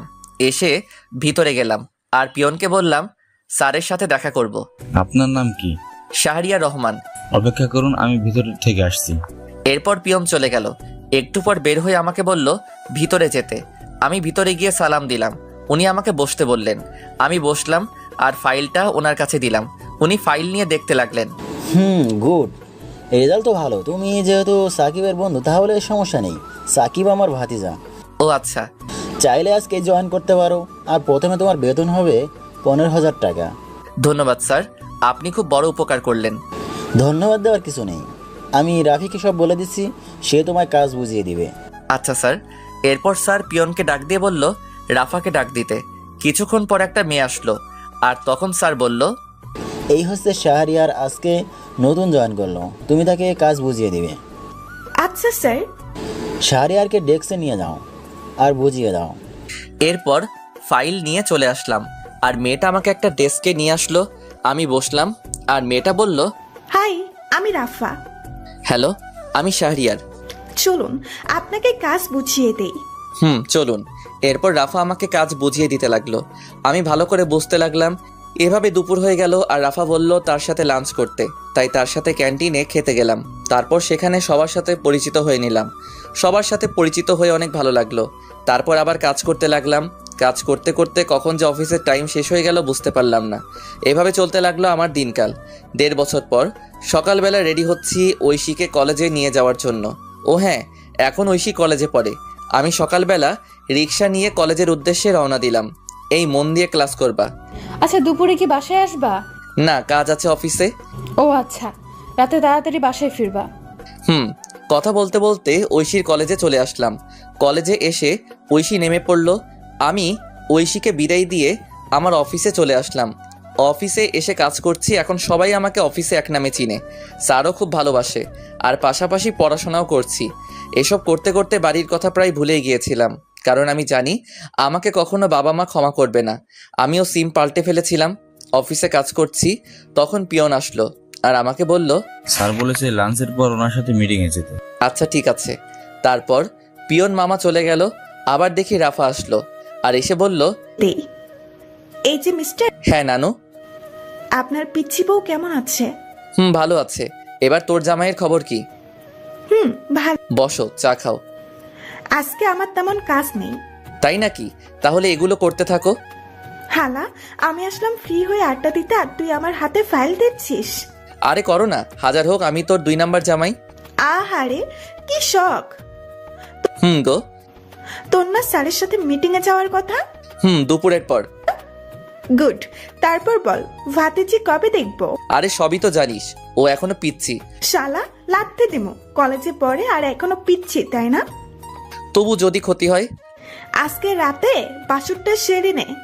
আমি তো নতুন, তাই তোর বাসর ঘরে ভিডিওটা দিস, শিখতে পারবো। হালা লুচ্চা, কাজ কর। তুই আবার লজ্জা পাস? জানতাম না। ভাই মাপ চাই, কাজ কর। এরপর কাজ করতে লাগলাম, আর কাজ করতে করতে লাঞ্চের টাইম হয়ে গেল। আমি খাবার খেয়ে একটু রেস্ট নিয়ে গাড়ি বের করলাম। একটু পর স্যার আসলো, তারপর আমি যেতে লাগলাম। রাস্তাটা একটা পার্কের পাশ দিয়ে। আমি নিজের মতো করে ড্রাইভ করছি। হঠাৎ একপাশে চোখ পড়লো, দেখি ঐশী একটা ছেলের সাথে পার্কের বেঞ্চে বসে আছে। আমি এটা দেখে গাড়ি ব্রেক করলাম, আর গাড়ি ব্রেক করতেই স্যার বলে উঠলো, শাহরিয়ার কোনো সমস্যা? না স্যার। যাও তাহলে, দেরি হয়ে যাচ্ছে। আমি এটা দেখে নিশ্চুপ হয়ে গেলাম। এতক্ষণ হাসি খুশি ছেলেটা এখন চুপচাপ হয়ে গেল। নিজের প্রিয় মানুষকে অন্যের পাশে দেখবো সেটা কখনোই ভাবতে পারিনি।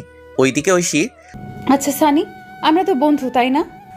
আর শোনো, তোমায় কিছু কথা বলবো। বলো। তোমার সাথে কি শাহরিয়ার ভাইকে মিলে তোমার চেয়ে কত বছর বড়, আর তুমি যদি ডাক্তার হও তাহলে কি তোমার সাথে যায়? কথাটা শুনে ঐশী চুপ করে রইল, আর ঐশীকে চুপ থাকতে দেখে সানি আবার বলল, আরে তুমি এত সুন্দর একটা মেয়ে, আর তোমার সাথে কি ওই কালো ছেলে মানায় না? কিন্তু সে খুব ভালো। আজকাল ভালো বলে কোনো কথা নেই, আর সমাজে চলতে গেলে আমার মতো স্টাইল ছেলে দরকার। আজকে যেতে হবে, আল্লাহ হাফেজ। আর শোনো। এদিকে আমি ঐশীকে এই অবস্থায় দেখে খুব কান্না পাচ্ছে। কিন্তু ওই যে একটা কথা, ছেলেদের কখনো কান্না করতে নেই। ছেলেদের চোখে কান্না মানায় না, কারণ তারা পুরুষ। যে ছেলেটা বাসায় কোনো কাজ করে না কিন্তু পরিস্থিতির শিকার হলে সবকিছু করতে পারে, হ্যাঁ এটাই ছেলে। একটা ছেলে কখনো তার ভালোবাসাকে পরিবারের জন্য ছেড়ে যায় না, কিন্তু একটা মেয়ে পরিবারের জন্য ঠিকই চলে যায়। হয়তো আপনারা বলতে পারেন ছেলেরা কি তার পরিবারকে ভালোবাসে না, কিন্তু দিন শেষে দেখবেন একটা ছেলে পরিবারকে যেমন ভালোবাসে ঠিক তেমনি প্রিয় মানুষটিকেও ভালোবাসে। যার জন্য নিজের পরিবার ছাড়লাম, সব কিছু ছেড়ে তাকে নিয়ে চলে আসলাম। আর সেই ঐশী একটা ছেলের সাথে পার্কে, না এটা কি করে মেনে নেওয়া যায়। আমি কোনো মতে মিটিং শেষ করে সন্ধ্যায় নদীর পাড়ে চলে আসলাম। নদীর পাড়ে এসে বসে বসে কান্না করতে লাগলাম, যার জন্য নিজের লাইফ পরিবর্তন করলাম। আর সে অন্য একটা ছেলের সাথে। আজ পর্যন্ত আমি তাকে বকা পর্যন্ত দেইনি, হ্যাঁ এখনও দিব না। তুমি যা চাও তাই হবে। আমি না হয় অজানা রাজ্যে হারিয়ে যাব। এসব ভাবতে ভাবতে কখন যে রাত 11টা হয়ে গেল বুঝতেই পারলাম না। আমি উঠে বাসার দিকে হাঁটা দিলাম। রাস্তার একপাশে দিয়ে হেঁটে যাচ্ছি আর আজকের ঘটনা মনে করছি। আমি হেঁটে বাসায় আসলাম। বাসায় এসে কলিং বেল দিলাম। একটু পর ঐশী এসে দরজা খুলে দিল আর আমাকে দেখে বলল, অফিস শেষ হয় বিকাল 5টায়, আর তুমি রাত 11টায় আসলে? আমি কোনো কথা না বলে ভিতরে চলে আসলাম। তারপর ফ্রেশ হয়ে নিলাম। ফ্রেশ হয়ে বিছানায় শুয়ে পড়লাম। আর তখন ঐশী আমার কাছে এসে বলল, আমি তোমাকে কিছু জিজ্ঞেস করছি, আর চলো খাবার খাবা। আমি বাইরে থেকে খেয়ে আসছি।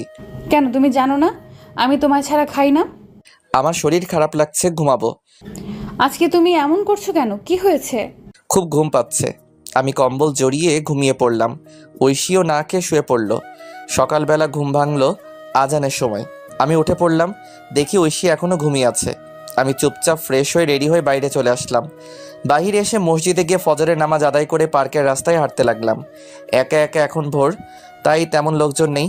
আমি পার্কের রাস্তায় হেঁটে চলছি, ভালোই লাগছে পরিবেশটা, নিবিড় আর ঠান্ডা বাতাস বইছে। তখনই আমার ফোনে কল আসলো। আমি ফোনটা বের করে দেখে ঐশী কল দিয়েছে। আমি ফোনটা রিসিভ করলাম, আর তখনই ওপাশ থেকে বলতে লাগলো, আমাকে না বলে চলে গেলে কেন, আর খাবার খেয়ে গেলে না কেন? তুমি ঘুমিয়েছিলে তাই ডাকিনি, আর আমার অফিসে কাজ আছে। আমি কি করলাম বলবে একটু? আরে তুমি আবার কি করবা, আর খাবার খেয়ে কলেজে যাও। বাই, আমি বিজি আছি। আমি কল কেটে দিলাম। তারপর ফোনটা সাইলেন্ট করে পকেটে রাখলাম। খুব খিদে পেয়েছে তাই পার্ক থেকে একটা রেস্তোরাঁয় আসলাম। এসে সকালে নাস্তা করে অফিসে চলে আসলাম। অফিসে এসে আমি ডেস্কে বসে কাজ করছি, কিন্তু কাজে মন বসছে না। কি করব, তখনই রাফা আসলো আর বলল, এই যে স্যার, মন খারাপ কেন? আরে না, স্যার বলছে আজকে তুমি আর আমি আরেকটা প্রজেক্ট নিয়ে কাজ। ও গুড। হাতের কাজগুলো শেষ কর, দুপুরের দিকে বের হব। আচ্ছা বন্ধু, তোমার যে মন খারাপ আমি বুঝতে পারছি। এখন বল কি ব্যাপার? আসলে তারপর আমি রাফাকে সব বললাম। সব শুনে রাফা ঐশীর উপর খেপে গেল। ঐশীকে মনে হচ্ছে ইচ্ছে মতো থাপ্পড় দেই। আচ্ছা যাও, আমি হাতের কাজগুলো শেষ করি। আর আমার একটা উপকার করবা? কি বল? ঐশীর সম্পত্তি ফিরিয়ে দিতে হবে। আচ্ছা, তোর দুলাভাইকে বলবো, তুই চিন্তা করিস না। ধন্যবাদ। আর এই নে সেই বাড়ির কাগজপত্র। আমি কিছু কাগজপত্র আগে তুলে রেখেছিলাম, এবার বাকিটা তোর জামাই করবে। ঠিক আছে। আর শোন, 2 দিনের মধ্যে কাজটা করতে বলবি প্লিজ, কারণ এই তারিখ ঐশীর জন্মদিন। আমি চাই এই দিনে উপহার দিতে। আচ্ছা ঠিক আছে, এবার কাজ কর। এরপর রাফা চলে গেল। ও আপনাদের বলা হয়নি, রাফার হাজবেন্ড পুলিশ, তাই কাজটা করতে বেশি সমস্যা হবে না। আমি কাজ করতে লাগলাম। কাজ করতে করতে দুপুর হয়ে গেল। তারপর ক্যান্টিন থেকে কিছু খেয়ে অফিসের গাড়ি নিয়ে বের হলাম আমি আর রাফা। আমি গাড়ি ড্রাইভ করছি আর তখন রাফা বলল, দোস্ত, ঐশীর কলেজের সামনে দিয়ে যা। কেন? অনেকদিন দেখি না, যা। কিন্তু ভাই প্লিজ। এরপর আমি গাড়িটা কলেজের সামনে দিয়ে নিয়ে যেতে লাগলাম। তারপর আমরা যেতেই দেখি কলেজ ছুটি হয়েছে। আমি গাড়িটা একটু দূরে দাঁড় করালাম। আমি আর রাফা গাড়িতে বসে আছি। হঠাৎ দেখি ঐশী কালকের সেই ছেলেটার সাথে হেসে হেসে কথা বলে যাচ্ছে। মনে হয় পার্কের দিকে যাচ্ছে। আমি রাফার দিকে তাকালাম, দেখি মাথা নিচু করে আছে আর আমাকে বলল, দোস্ত, আমি বুঝতে পারিনি রে। আরে ধুর, বাদ দে। চল, আমাদের দেরি হয়ে যাচ্ছে, এই বিষয় নিয়ে পরে কথা বলবো। এরপর আমি আমাদের কাজের উদ্দেশ্যে যেতে লাগলাম। ওদিকে ঐশী আর সানি হেঁটে হেঁটে পার্কে চলে গেল। পার্কে তারা একটা জায়গায় বসলো। আর তখন সানি বলল, একটা কথা বলবো। বলো। আমি তোমায় খুব ভালোবাসি। কিন্তু এটা হয় না। তুমি আমার কাছে চলে আসো। আর সাহারের মনে হয়তো বাবার সম্পত্তির জন্য এমন করেছে। না, কিন্তু চলো দুজন মিলে শুরু থেকে শুরু করি। আমাকে সময় দাও কয়েকদিন। আচ্ছা শোনো, আমি তোমাদের জন্য ডিভোর্স লেটার তৈরি করব। আমার কাকা উকিল। এত তাড়াতাড়ি না, আমি বললে তারপর। আচ্ছা চলো, তোমাকে এগিয়ে দিয়ে আসি। না লাগবে না, আমি রিক্সা নিয়ে চলে যাব। ঠিক আছে। এদিকে আমি মিটিংয়ে বসলাম। মিটিং শেষ হলো বিকালে। তারপর আরও কিছু কাজ করে সন্ধ্যাবেলায় অফিসে আসলাম। তারপর কাগজগুলো রেখে স্যারের রুমে গেলাম। স্যার আসবো? আসো, তোমার জন্য অপেক্ষা করছি। আমি গিয়ে ফাইল জমা দিলাম আর স্যার দেখতে লাগলো। কিছুক্ষণ পর স্যার বলল, গুড, তোমার জন্য আমাদের কোম্পানি কাজটা পেয়েছে।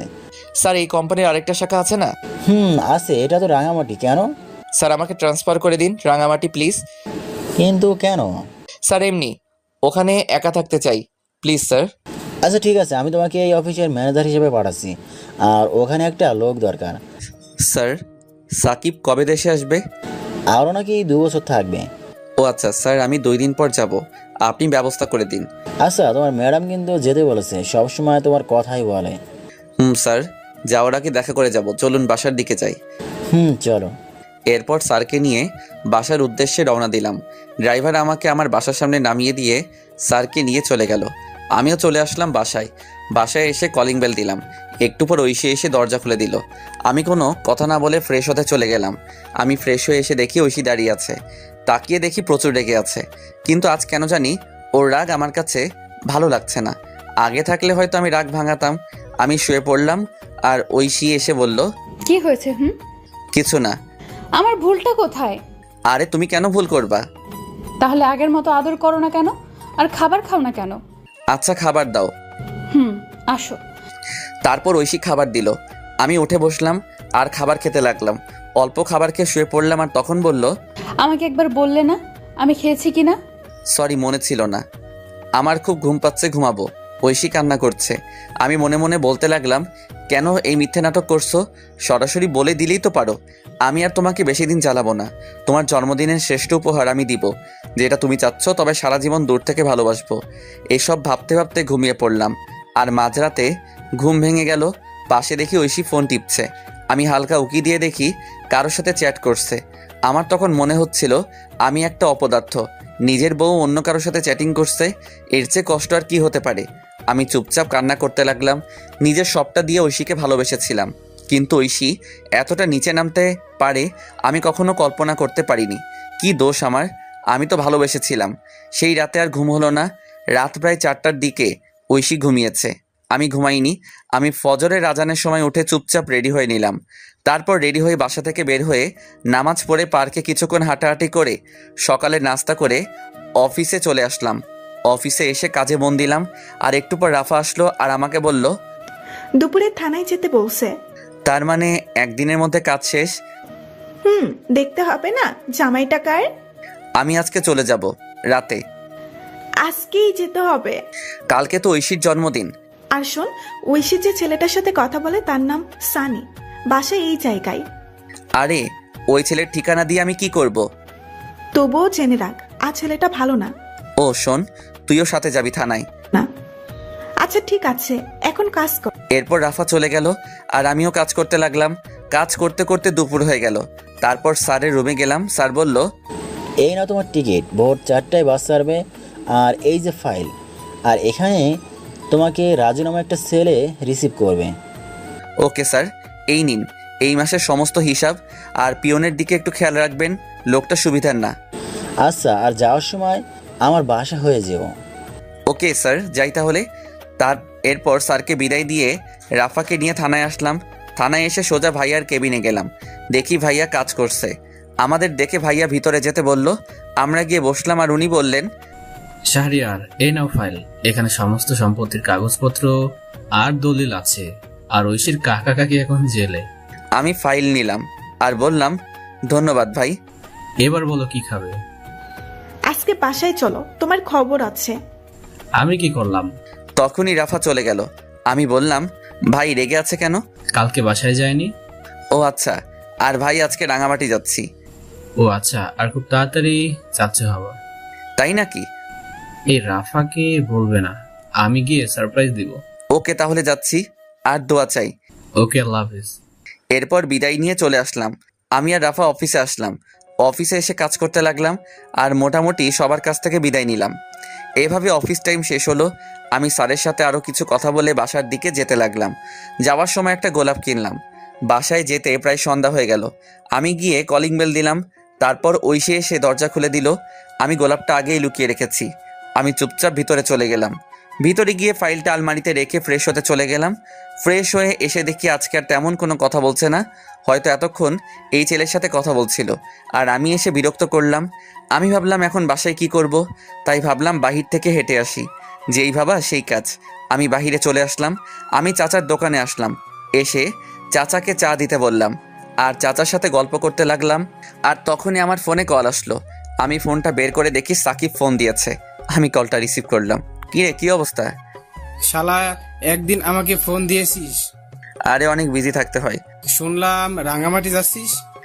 রে, কি হয়েছে বলতো? বাদ দে না, কি দরকার? আমাকে বন্ধু ভাবলে বল।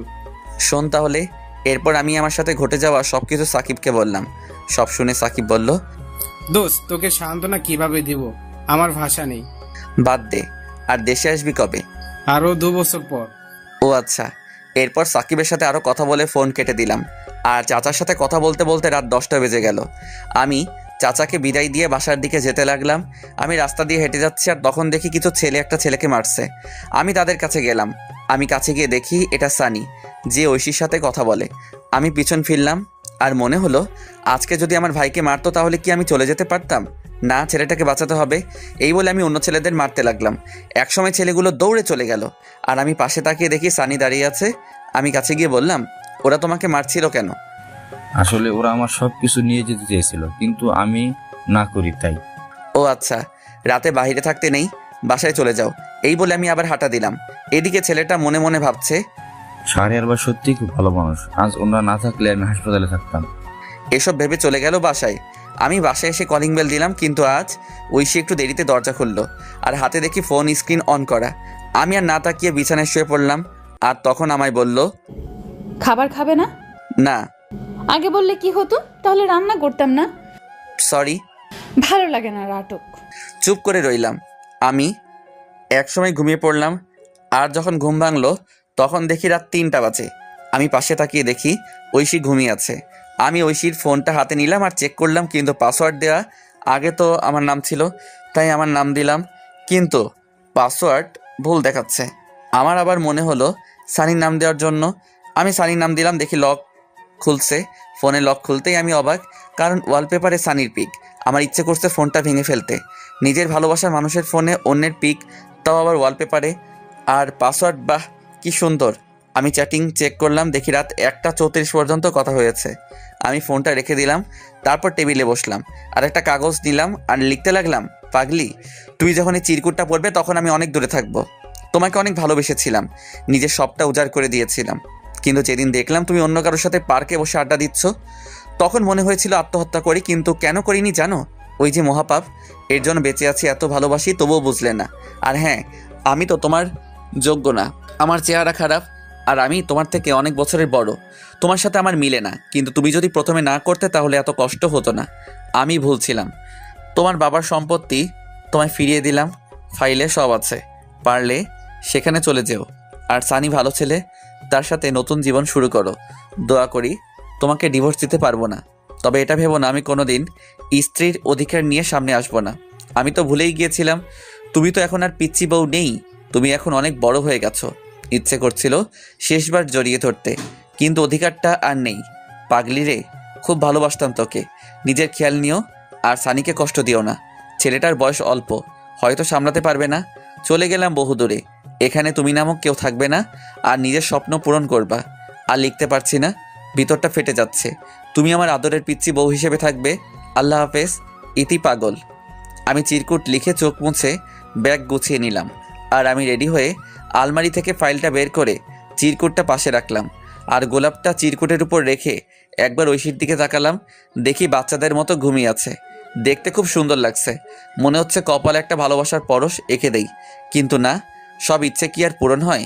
আমি বেরিয়ে আসলাম। আমি ফোন বের করে দেখি 3:45 বাজে। আমি তাড়াতাড়ি করে ব্যাগ নিয়ে হাঁটা দিলাম। তারপর বাস স্টেশনে এসে বাসে উঠলাম। তারপর ফোন থেকে সিমটা খুলে ভেঙে দিলাম। ফোনটা পকেটে রেখে বাহিরের দিকে তাকিয়ে আছি আর নিঃশব্দে কাঁদছি। বাস তার আপন গতিতে চলতে লাগলো। এভাবে কান্না করতে করতে কখন যে ঘুমিয়ে পড়লাম মনে নেই। ওদিকে ঐশী ঘুম থেকে উঠে দেখে আমি শাহরিয়ার পাশে নেই। তারপর উঠে টেবিলের কাছে গিয়ে দেখি চিরকুটের উপর গোলাপ রাখা। ঐশী কৌতূহল হলো, তাই চিরকুটটা পড়তে শুরু করলো। চিরকুটটা পড়া শেষ করে নিশ্চুপ হয়ে গেল আর কান্না করতে লাগলো। আর বলতে লাগলো, আমাকে মাফ করে দাও, আমি বুঝতে পারিনি।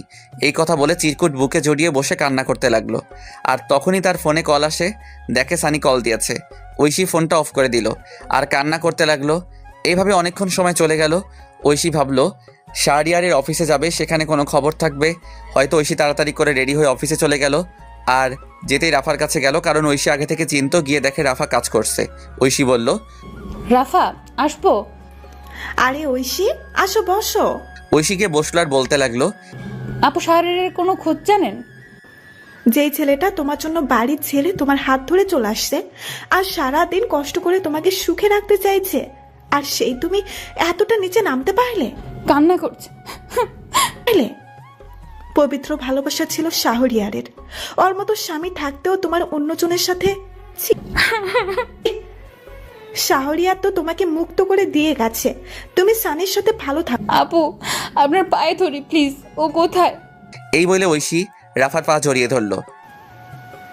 এইসব করে লাভ নাই, আমি জানি না কোথায় গেছে, আমি সামান্য এই বলে ফাইল নিয়ে স্যারের রুমে চলে গেল। ঐশী উঠে বাসার দিকে যেতে লাগলো। ঐশী রিক্সা দিয়ে যাচ্ছে আর কান্না করছে। হঠাৎ রাস্তায় দেখতে পাই সানিকে। সানিও তাকে দেখে সামনে আসলো। রিক্সাওয়ালা দাঁড়ালো। সানি বলল, কি হলো, আমার সাথে কথা বলো না কেন? রিক্সা কেন আটকালেন? আগে বলো। আমার ভালো লাগে না। এতদিন আমার সাথে কথা বলে আর এখন এসব কথা? ঐশী ঠাস করে সবার সামনে জুতা খুলে সানিকে চড় দিল। আর ঐশী বাসায় গেল। আর ঐশী বাসায় গিয়ে কান্না করতে লাগলো। এদিকে আমার ঘুম ভাঙলো জোরে ঝাঁকুনির কারণে। আমি উঠে দেখি সবাই বাস থেকে নামছে। আমি পাশে সাইনবোর্ড দেখলাম, দেখে আমি চলে আসছি রাঙামাটি। আমি ব্যাগ নিয়ে বাস থেকে নামলাম। নেমে একটা ফাঁকা জায়গায় এসে স্যারের দেওয়া সেই ছেলেকে কল দিলাম। কল দিতেই সাথে সাথে কল ধরলো আর বলতে লাগলো, ভাই আপনি কোথায়? আমি তো বাসের সামনে। আমি বাসের পিছনে আছি, তুমি এদিকে আসো। তারপর একটা ছেলে আসলো আর আমাকে বলল, আপনি শাহরিয়ার রহমান? তুমি রাজু? ভাই চলেন। এরপর আমি ছেলেটার সাথে যেতে লাগলাম। একটু পর একটা গাড়িতে উঠলাম। রাজু গাড়ি চালাচ্ছে, আমি চুপচাপ বসে আছি। আমার শুধু ঐশীর কথা মনে পড়ছে। মেয়েটা এখন কি করছে কে জানে, ঠিক মতো খাওয়া দাওয়া করছে তো, এসব ভাবছি। আর তখন রাজু বলে উঠল, ভাই নামেন, চলে আসছি। ও আচ্ছা। আমি নেমে পড়লাম, দেখি একটা বাসা। তারপর রাজু আবার বলে উঠল, ভাই বাসা পছন্দ হয়েছে? আরে একা থাকবো তা আর পছন্দের কি, চলেন ভিতরে যাই। এরপর আমি রাজুর সাথে ভিতরে গেলাম। ভিতরে গিয়ে সব দেখতে লাগলাম। বাসাটা ভালো, সব কিছুই আছে। এরপর রাজু বলল, ভাই তাহলে আজকে যাচ্ছি। কিন্তু রান্না করার জন্য কে থাকবে? সরি ভাই, নিজে করতে হবে। আচ্ছা সমস্যা নেই, তাহলে যাচ্ছি। তাহলে আর এই নিন গাড়ির চাবি। আমার গাড়ি লাগবে না, অফিসের গাড়ি অফিসের থাক। তবুও ভাই, আমি এই অফিসের ম্যানেজার। আমার গাড়ি চালাতে ভালো লাগে না, তাছাড়া এই ভাঙা গাড়ি তো না। ও আচ্ছা, আমি বাইক কিনবো ভাবছি। আচ্ছা যাই তাহলে। এরপর রাজু চলে গেল। আমি ব্যাগ রেখে ফ্রেশ হয়ে নিলাম। তারপর রেডি হলাম বাইরে যাওয়ার জন্য। আর সন্ধ্যা হয়ে গেছে, তাই ভাবলাম রাতের খাবার খেয়ে আসি। আমি রেডি হয়ে হাঁটতে হাঁটতে কাছাকাছি একটা বাজারে আসলাম। বাজারে এসে নতুন সিম নিলাম। তারপর একটা হোটেল থেকে 1 প্যাকেট বিরিয়ানি নিয়ে বাসার উদ্দেশ্যে রওনা দিলাম। হেঁটে হেঁটে যাচ্ছি কারণ সন্ধ্যার প্রকৃতি খুব সুন্দর, তাও আবার রাঙামাটি, চারদিকে সবুজ আর সবুজ, আর ছোট আঁকাবাঁকা রাস্তা, হেঁটে যেতে ভালোই লাগছে। আমি আসার সময় সিমটা ফোনে ভরলাম আর ফেসবুক ডিঅ্যাক্টিভেট করে দিলাম, আর গ্যালারি চেক করে দেখি ঐশীর একটা পিক রয়েছে। আমি তো সব পিক বাসে ডিলিট করছিলাম, হয়তো এটা ভুল করে রয়ে গেছে। আমি পিকটার দিকে তাকিয়ে হাঁটতে লাগলাম। পিকটা দেখে ঐশীর ওইসব ঘটনা মনে পড়ে গেল, আর পিকটা ডিলিট করে দিলাম আর বলতে লাগলাম, পাগলি রে, একদিন পাগলের মতো খুঁজবি, তখন বুঝতে পারবি কি ছিলাম তোর জীবনে। কিন্তু সেদিন আমার এই ভালোবাসাটা নাও থাকতে পারে। এইসব ভাবতে ভাবতে বাসায় চলে আসলাম। বাসায় এসে ফ্রেশ হয়ে খাবার খেয়ে নিলাম। খাবার খাওয়ার সময় ঐশীর কথা মনে হচ্ছে, কারণ ঐশী যে আমাকে খাইয়ে দিত। তবুও কষ্ট করে খেয়ে শুয়ে পড়লাম। শরীর ক্লান্ত থাকায় চোখ বন্ধ করতেই ঘুমিয়ে পড়লাম। সকালবেলা ঘুম থেকে উঠে ফ্রেশ হয়ে রেডি হয়ে নিলাম, তারপর অফিসে যেতে লাগলাম। রাস্তায় তেমন গাড়ি নেই, আমি হেঁটে হেঁটে যাচ্ছি। কিছুক্ষণ হাঁটার পর দেখি একটা অটো আসছে, আমি অটোতে উঠে পড়লাম। তারপর অফিসে চলে আসলাম। অফিসে আসতেই সবাই আমাকে অভিনন্দন জানালো। আমি সবার সাথে কৌশল বিনিময় শেষে কেবিনে গেলাম। কেবিনে গিয়ে বসতেই রাজু আসলো আর বলল, স্যার আসবো? আসো, আর আমাকে ভাইয়া রাখবে। ভাই এই যে ফাইল, একটু দেখেন। আর শোনো, অফিস শেষ হলে দেখা করবে। আচ্ছা ভাই। এরপর রাজু চলে গেল। আমি ফাইল দেখতে লাগলাম, আর তখনই একটা মেয়ে আসলো। স্যার আসতে পারি? আসুন। মেয়েটি এসে আমার কাছে ফাইল দিল। আমি মেয়েটির দিকে তাকালাম, দেখলাম মেয়েটা প্রেগনেন্ট আর বয়স প্রায় আমার সমান হবে। আরে আপনি এই অবস্থায় অফিসে কেন? ছুটি নিলেও পারতেন। সমস্যা নেই স্যার। আপনার নাম কি? জি যারা। ও আচ্ছা, আপনাকে ছুটি দিয়ে দিলাম, আজ আপনি বাসায় চলে যান। ধন্যবাদ স্যার। স্যার বলে ডাকবেন না, ভাই বললে খুশি হব। আচ্ছা ভাইয়া। আমি রাজুকে বলে দিচ্ছি, ও আপনাকে নামিয়ে দিয়ে আসবে। তার দরকার নেই। আরে কি বলেন, যেটা বলছি এটাই শেষ কথা। এরপর আমি ফোন দিয়ে রাজুকে বলে দিলাম। তারপর আমি আমার কাজ করতে লাগলাম। কাজ করতে করতে কখন যে দুপুর পার হয়ে বিকাল হয়ে গেল। তারপর আমি উঠে বের হলাম, আর তখন রাজু বলল, ভাই অফিস তো শেষ, আপনি বলছিলেন দেখা করতে।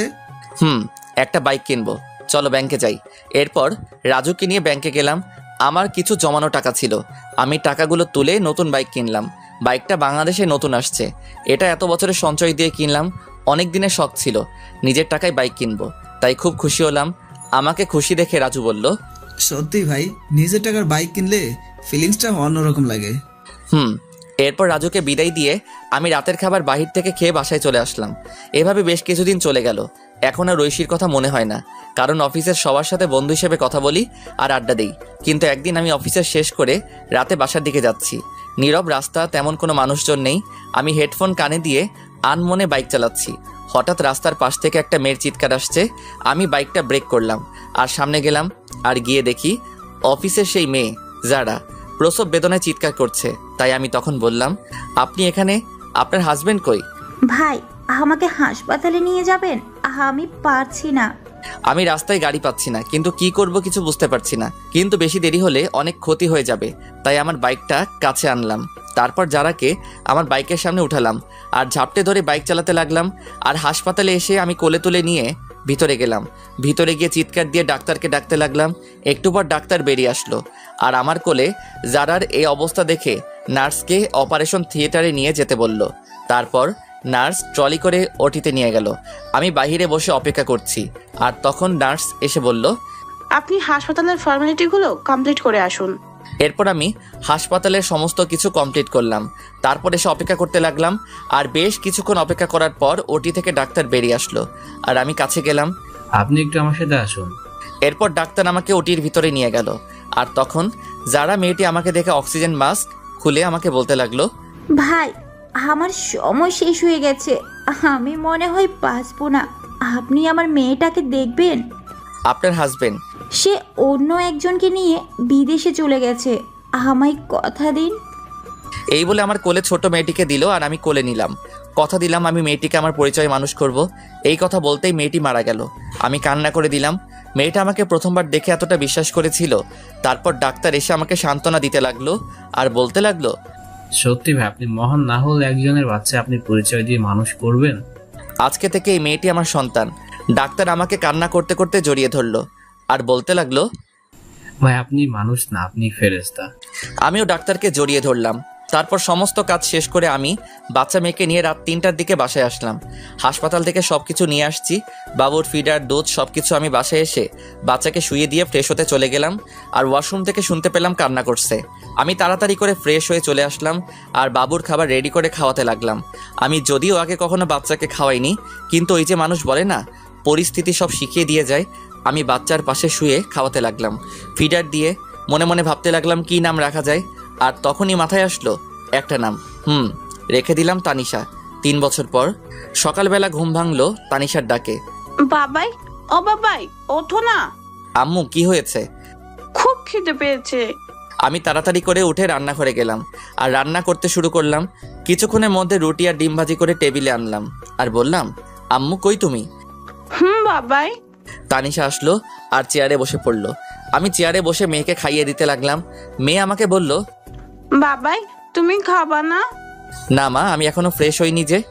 তাহলে ফ্রেশ হয়ে এসো, তারপর দুজনে একসাথে খাবো। না আম্মু, তুমি খাও। যাও বলছি বাবাই। আমি মেয়ের রাগ দেখে ফ্রেশ হয়ে আসলাম। তারপর দুজনে একসাথে গল্প করতে করতে খাবার খেয়ে নিলাম। তখন তানিশা বলল, বাবাই আমি ডাক্তার আঙ্কেলের কাছে যাব। আচ্ছা চলো তাহলে। এরপর আমি রেডি হয়ে নিলাম, মেয়েকে রেডি করিয়ে বাইক নিয়ে বের হলাম। তারপর হাসপাতালের দিকে যেতে লাগলাম। রাস্তায় বাবা মেয়ে কথা বলতে বলতে আসলাম। আমি এসে বাইক রেখে ভিতরে গেলাম। আমার আগে তানিশা দৌড়ে চলে গেল। তানিশা যেতেই রাকিব বলল, আরে তানিশা আম্মু যে। এই বলে রাকিব তানিশাকে চেয়ার থেকে উঠে এসে কোলে তুলে নিল। আর তখন পাশে বসে থাকা নতুন মেয়ে ডাক্তার বলল, স্যার এটা কি আপনার মেয়ে? না, শাহরিয়ার সাহেবের। কথাটা শুনে পাশে থাকা মেয়েটা অবাক হয়ে গেল আর নিশ্চুপ হয়ে গেল। এদিকে আমি রাকিবের কেবিনে গেলাম। কেবিনে গিয়ে দেখি রাকিবের কোলে তানিশা বসে আছে। রাকিব আমি লাঞ্চে এসে নিয়ে যাব। আমার কণ্ঠ শুনে পাশে থাকা মেয়েটি আমার দিকে তাকালো। আমি তাকাতেই আমি অবাক, কারণ এটার কেউ না, হ্যাঁ এটাই ঐশী। ঐশী আমাকে দেখেই পায়ে ধরে ফেললো আর বলতে লাগলো, আমি তোমার পায়ে ধরি, আমাকে মাফ করে দাও। আরে কে আপনি? আমার পা ছাড়ুন। কিন্তু ঐশী পা ছাড়ছে না। আমি জোর করে ছাড়িয়ে চলে আসলাম আমার বাইকে। ঐশী এসেছিল, কিন্তু আমি জোরে বাইক স্টার্ট দিয়ে অফিসে চলে আসলাম। অফিসে এসে কাজে মন বসছে না, কিভাবে বসবে? পুরনো ভালোবাসার মানুষকে দেখে ওদিকে ঐশী রাকিবের কাছে গেল আর বলতে লাগলো, ভাইয়া প্লিজ বলুন, এই হলো আমার হারিয়ে যাওয়া শাহরিয়ার। কি বলো? সে আমাকে রেখে বিয়ে করেছে, তবু আমাকে ক্ষমা করলো না। শাহরিয়ার বিয়ে করেননি? তাহলে মেয়ে? দাঁড়াও বলছি, আগে তানিশাকে ওদিকে পাঠাও। এরপর রাকিব তানিশাকে অন্য একটা নার্সের সাথে খেলতে পাঠালো। হাসপাতালের সবাই তানিশাকে চিনে আদর করে। বাসার পাশে হাসপাতাল হওয়ার কারণে কোনো সমস্যা হয় না। এরপর রাকিব ঐশীকে সবকিছু বলতে লাগলো। সব শুনে ঐশী চুপ করে রইল। ঐশী কোনো কথা বলছে না। তখন আবার রাকিব বলল, ওনার মতো লোক বন্ধু হিসাবে পেয়েছি, এটাই অনেক। ওর বাসার ঠিকানা দেন। এরপর রাকিব আমার বাসার ঠিকানা দিয়ে দিল। এদিকে আমি চেয়ারে হেলান দিয়ে ঐশীর কথা ভাবছি। আমি কি আজও ঐশীকে খুব ভালোবাসি? নিজেকে নিজেই প্রশ্ন করলাম। তখনই দরজার কাছ থেকে কেউ বলে উঠল, আসতে পারি স্যার? আমি না দেখে বললাম, আসুন। আমি তাকিয়ে তো অবাক, কারণ এটার কেউ না, এটা রাফা। দোস্ত তুই কেমনে সম্ভব? তোর জন্য আমাকে রাঙামাটি আসতে হলো। তারপর বল, কেমন আছিস? ভালো, তুই? আলহামদুলিল্লাহ ভালো। এবার বল কি খাবি? এখন তোর মাথা, বাকিটা পরে দেখা যাবে। গুড। কতদিন আড্ডা হয় না। ঐশীর সাথে দেখা হয়েছে। আমি প্রশ্নটা শুনে চুপ করে রইলাম। আমাকে চুপ থাকতে দেখে আবার বলল, তোর সাথে গুরুত্বপূর্ণ কথা আছে। বল। তুই ঐশীকে মেনে নে। কি? এটা তুই কি বলছিস? আমি বলছি, কারণটা জানলে তুই কান্না করবি। বল তাহলে শুনি। তুই চলে আসার পর ঐশীর মানসিক অবস্থা খুব খারাপ হয়। দিনের পর দিন না খেয়ে দিন কাটাতো। কি বলিস? তারপর আমি একদিন বাসায় গিয়ে দেখি ফ্লোরে পড়ে আছে। তারপর আমি নিয়ে হাসপাতালে যাই। হাসপাতালে ডাক্তার বলে মানসিক অবস্থা খুব খারাপ, সুস্থ হতে 6 মাস লাগবে। 6 মাস ধরে চিকিৎসা চলছিল, কিন্তু সবসময় শুধু তোর। আমি তাকে আমার সাথে রাখি। আমি তো একটা মেয়ে, আমি বুঝতে পারি সত্যি এখনো মেয়েটা তোকে অনেক ভালোবাসে। আমি নিজে চোখে দেখছি তোর জন্য প্রতিটা রাত কান্না করতো। প্লিজ মেয়েটাকে আর কষ্ট দিস না। এখন আমার খুব খিদে পেয়েছে, খাবো। ওয়েট, আমি রাজুকে ফোন করে বলে দিলাম খাবার আনার জন্য। একটু পর রাজু খাবার নিয়ে আসলো আর খাবার দিয়ে চলে গেল। আমি আর রাফা মিলে খাবার খেয়ে নিলাম। তারপর বললাম, চল বাসায় যাই। পাগল নাকি? একটু পর আমার ফ্লাইট। মানে কি বলিস? তোর ভাতিজা হয়েছে, তাই তার জন্য যেতে হবে আজকেই। তাই নাকি? দোস্ত আমি যাই রে, আর ভাবিকে নিয়ে আসিস। তোর মেয়েকে দেখতে পারলাম না। তুই সব জানিস? তোর মতো বন্ধু সবার কপালে থাকে না। তুই সত্যিই ভালো মানুষ। দোস্ত, আমি চাচ্ছি আমার শহরে যাব। মা বাবা কেমন আছে? গুড। এরপর রাফার সাথে আরো অনেক বিষয় নিয়ে কথা বললাম। তারপর রাফাকে এগিয়ে দিয়ে আসলাম। এভাবে দুপুর হয়ে গেল। আমি দুপুরে বের হলাম আর সোজা চলে আসলাম হাসপাতালে, কারণ মেয়েকে নিয়ে যেতে হবে। তাই আমি এসে রাকিবের কেবিনে গেলাম। কেবিনে গিয়ে দেখি ফোনে কথা বলছে। আমাকে দেখে ফোনটা রেখে দিয়েছে। আমি বললাম, তানিশাকে ডাক দে, বাসায় যাব। বাসায় চলে গেছে। কি বলিস? কার সাথে? বাসায় গিয়ে দেখতে পারবে। আচ্ছা, যাচ্ছি তাহলে। এই বলে যেতে লাগলাম। দরজার কাছে আসতেই রাকিব পিছন থেকে বলে উঠল, এবার আরেকটা তানিশা চাই। এই বলে হেসে দিল। আমি বুঝতে পারছি রাকিব কি বলছে। আমি বাইক নিয়ে বাজারে আসলাম। বাজারে এসে তানিশার জন্য কিছু কিনে বাসায় চলে আসলাম। বাসায় এসে কলিং বেল দিলাম আর একটু পর কেউ দরজা খুলে দিল। আমি দেখি ঐশী আমাকে দরজা খুলে দিয়ে মাথা নিচু করে দাঁড়িয়ে আছে। আমি চুপ করে ফ্রেশ হতে চলে গেলাম। ফ্রেশ হয়ে এসে দেখি তানিশা ঘুমাচ্ছে। আমি খাবার খাওয়ার জন্য টেবিলে গেলাম। টেবিলে গিয়ে দেখি ঐশী খাবার নিয়ে বসে আছে। আমি টেবিলে বসলাম আর সাথে সাথে ঐশী আমাকে খাবার দিল। আমি খাবার খেতে লাগলাম। ঐশীর দিকে না তাকিয়ে আমি খাবার খেয়ে চলে আসতে লাগলাম আর পিছনে ফিরে বললাম, খাবার খেয়ে নেবেন। কথাটা শুনে ঐশী খুব খুশি হলো আর খেয়ে নিল। আমি এসে ফোন টিপছি। আমি আমার পুরনো আইডি লগইন দিলাম আর লগইন করতে দেখি অনেক মেসেজ। আমি জিহাদের আইডিতে মেসেজ দিলাম আর লিখলাম, দোস্ত, এটা আমার নাম্বার আর 2 দিন পর আমি ফিরছি। এটা বলে আরও কিছুক্ষণ ফেসবুক চালিয়ে ঘুমিয়ে পড়লাম। যখন ঘুম ভাঙলো তখন দেখি তানিশা আর ঐশী বসে বসে হাসাহাসি করছে। আমাকে উঠতে দেখে তানিশা বলল, বাবা জানো, মা আমাকে অনেক আদর করে। তাই? আমি বুঝি আদর করি না? করে। আমি মাকে কোথাও যেতে দিব না। আচ্ছা, খাবার খেয়েছো? মা খাইয়ে দিয়েছে। আমি মার সাথে খেলা করেছি। গুড। আমি তাকিয়ে দেখি সন্ধ্যা হয়ে গেছে। তাই ভাবলাম বাহির থেকে হেঁটে আসি। যেই ভাবা সেই কাজ। আর আশেপাশে কয়েকটি বন্ধু হয়েছে, তাই ভাবলাম আড্ডা দিয়ে আসি। আমি রেডি হয়ে নিলাম। তারপর বের হলাম। বাইক নিলাম না, হেঁটে হেঁটে আড্ডা দিতে গেলাম। আড্ডা দিয়ে রাত 11টায় বাসায় ফিরলাম। বাসায় ফিরে দেখি ঐশী খাবার টেবিলে বসে আছে। আমি যেতেই বলল, এতক্ষণ কই ছিলা? রাত কয়টা বাজে? বাহিরে আড্ডা দিলাম। আমি কখন থেকে বসে আছি। সরি। ঐশী এরপর খাবার খাইয়ে দিতে লাগলো। আমি না করলাম না। খাবার খেয়ে রুমে এসে শুয়ে পড়লাম। একটু পর ঐশী আসলো আর সোজা আমার বুকে আসলো। হচ্ছে কি? কেন বুঝতে পারো না? আমি প্রস্তুত না। আমাকে ক্ষমা করা যায় না? ক্ষমা অনেক আগে করেছি। তাহলে কাছে নিতে সমস্যা কি? ভালো লাগছে না। আমি মানবো না। মেয়ে আছে। আমি সানিকে শুধু বন্ধু ভাবতাম আর আমার দেহ শুধু তোমার। আমি ঠাস করে চট দিলাম আর সরিয়ে দিলাম। ঐশী নিচে পড়ে গেল আর তখনই পাশে একটা ফল কাটার ছুরি ছিল, ওটা দিয়ে হাত কেটে ফেললো। আমি সাথে সাথে উঠে পড়লাম আর গালে থাপ্পড় মারলাম। কিসের এত পাগলামি তোমার? তোমার পিচ্ছি বউয়ের অধিকার দাও। আমি তাড়াতাড়ি করে হাত ব্যান্ডেজ করে দিলাম আর বিছানায় শুয়ে দিলাম। ঐশীর উপর এত রাগ হচ্ছে, হাত কেন কাটবে? ইচ্ছে করছে আরো কয়েকটা চট দেই। দাও, তবুও তো তোমার ভালোবাসা পেলাম। উফ, কি যে করি। ঐশী তখন আমাকে ধাক্কা দিয়ে ফেলে পাগলের মতো চুমু দিতে লাগলো। আমি প্রথমে বাধা দিলাম কিন্তু শুনলো না। একসময় আমিও নিজেকে কন্ট্রোল করতে পারলাম না। হারিয়ে গেলাম ভালোবাসার রাজ্যে।